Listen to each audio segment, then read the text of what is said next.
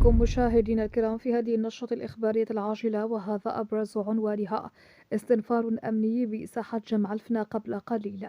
قبل ما نبدأ في التفاصيل ما تنسوش من الفيديو اشتركوا في القناة باش يوصلكم دائما كل جديد.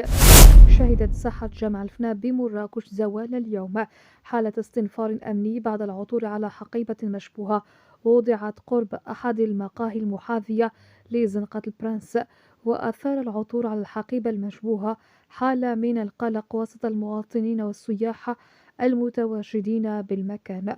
وفور إشعارها انتقلت السلطات الأمنية إلى عين المكان، حيث عملت على تطويق المنطقة وإخلائها من المرة كإجراء احترازي، فيما تبين بعد أن تم تفتيشها أنها تحتوي على ملابس كان صاحبها قد تركها أمام كرسي المقهى.